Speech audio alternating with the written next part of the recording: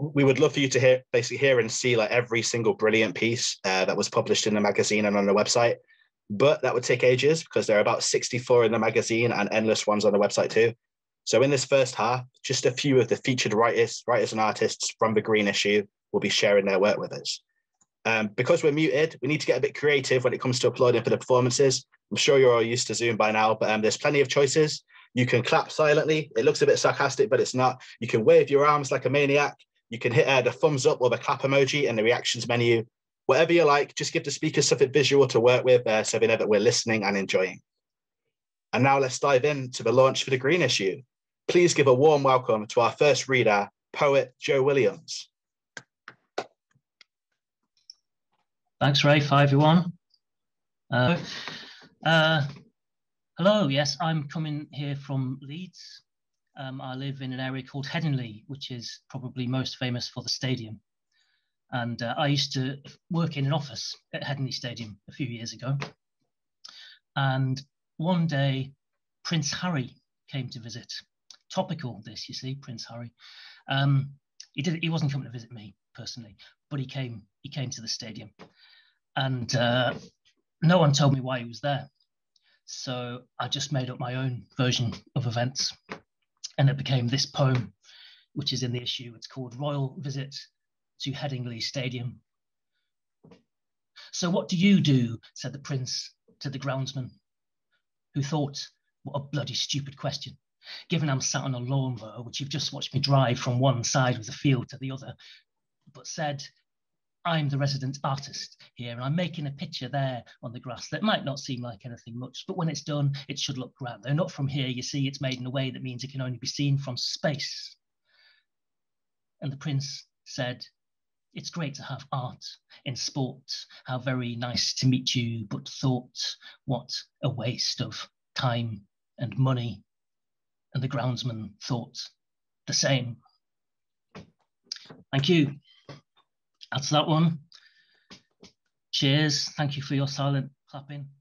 That poem is going to be in a pamphlet that I've got coming out in May, which is called The Taking Part. It's a short collection of poems on the theme of sport and games. Though being poems, they're not really about those things at all. They just use that as an excuse to do whatever the hell they want. So I'll give you another poem that's going to be in that. And it kind of fits into the green theme in that it's another connected to another sport played on a green field. That's about as tenuous as I can get. Some of you might have come across a poet called Olivia Fernandez, Spanish poet who used to live in Leeds until a couple of years ago. Excellent poet and a very good friend of mine.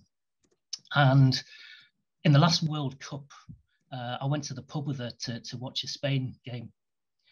And we were talking about Spanish insults, which it turns out are much better than English ones.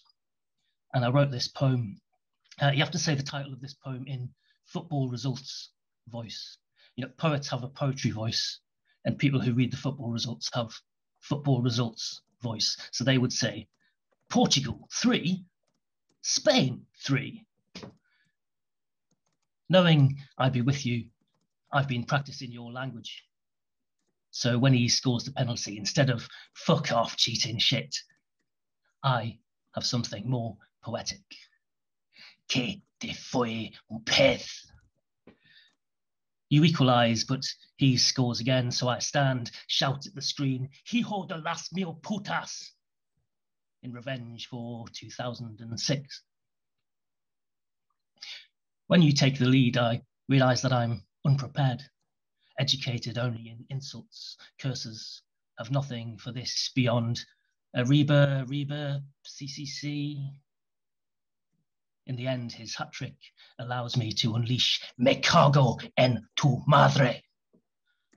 And I no longer worry, for now, about not knowing what to say or how to say it.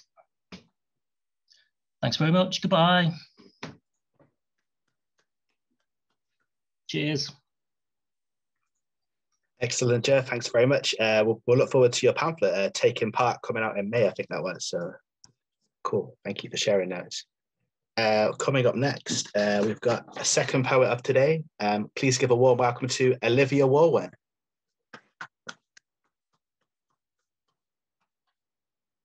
I mispronounce anybody's names today, please just correct me and we'll sort it out.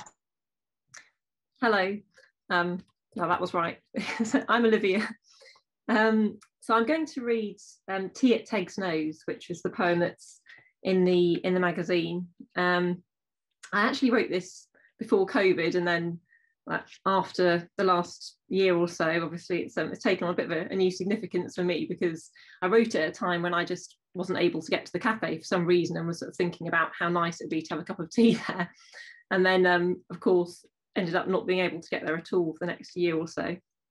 It's a cafe that's up on the edge of the Cheshire Plain, up in the Peak, on the edge of the Peak District, overlooking the Cheshire Plain, and they do very nice teas there.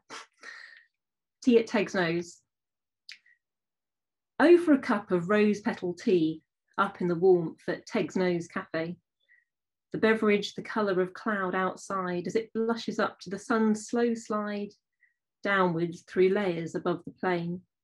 And as it descends, we slowly gain a feeling of rising above it all, the smog and the grind, the continuous trawl of traffic like insects, heads bowed down as they eke their way up the usual channels, becoming clear in brighter lights, a constellation beneath the night that spells out nothing but human rain, our negligence of the planet's pain as peat mounds slide and kids breathe fumes. We're free of, thank God, as we take refuge in this set-aside haven and step outside to the cold night sky, the countryside growing clean and crisp with the gathering frost, and the only mist, the air from our lungs.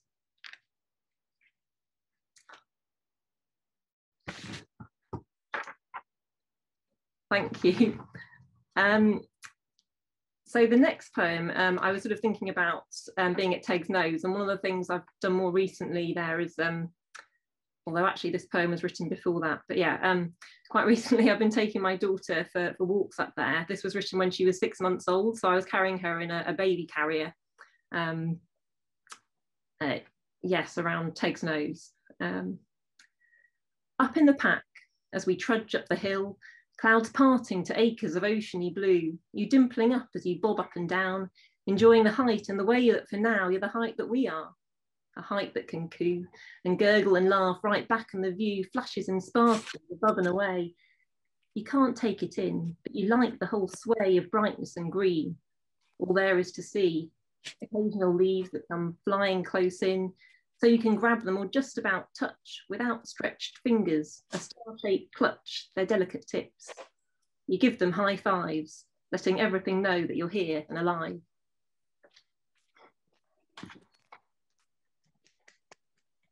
Thanks. Thanks so much for that, Olivia. I really liked how we had two poems bookending the pandemic in a way, both sort of thinking about things you're missing out at Teg's Nose. Very nice. I'm sure you've had a bit of a tough lockdown as well with a little one. So thank you. She's a lot older now. So yeah, that was quite a while ago. But yeah. Thanks so much for joining us. We're going to whack up next our third poet of this section, Aysar Ghassan. Hi everyone. Hello Rafe. Somehow I've gone really dark there. Can you guys see me at all? I don't even know. Just about. It's not good. Okay. Anyway, shall I begin? Okay. Right. So this is a poem that is in Here Comes Everyone, and it's a green theme poem, and it's called In Plain Sight. The supermarket, sorry, can I start again? Sorry. In plain sight. The supermarket with which I have earned most loyalty points is sincerely committed to reducing its reliance on plastic packaging, sources locally where possible, limits the import of food from overseas on fuel-guzzling airplanes, preferring to use more sustainable road or rail, provides easy-to-follow, practical tips on how to minimize waste, celebrates accreditation from a host of internationally respected not-for-profits, with swirly, come-together-over-me logos, has a dozen or so 7-foot-tall, aisle-long refrigerators, none of which have doors, keeping meat, fruit, dairy, sushi, veg, and ready meals perfectly chilled 24/7, 365 in hundreds of its larger stores nationwide.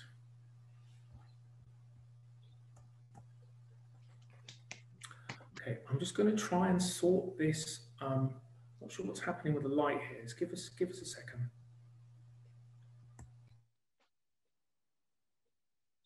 On again. I don't know what's happened there. Rafe, are you tampering with it? I don't know from over there. It's not me. It's the sunshine, mate. Sorry. Are you sure it's not Zoom? Okay, let's do, 1 second. I'll try again. Okay. Hello. You're muted, Rafe. Hi, is that better? I guess. Perfect. Cheers. Okay. Sorry about that, everybody. All right. Where were we?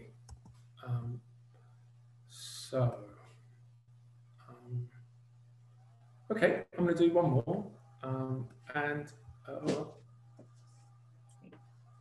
This isn't a green theme poem. This poem's called Things in the Rearview Mirror Are Further Away Than They Appear. The very first sign of getting old is receiving spam from investment organisations promising seniors exclusive access to astronomical returns. The second sign of getting old is when financial advisors cut your spam up for you, citing compassion as you're no longer capable. The bite-sized nature of those cholesterol-laden chunks make it easier for them to stuff your life savings inside their hamster-like cheeks. The third sign of getting old is when your trusted brokers chew your spam into primordial chime, like mother owls do for unkempt grey-down offspring with oversized heads. This has made the automated phone call from your bank informing you that you've been cleaned out far easier to digest.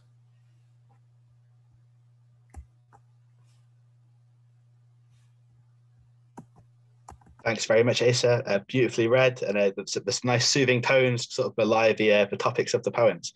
Very nice. Yeah, well, thank you, and sorry about the light. My lighting guys are gonna. You need to sack that guy.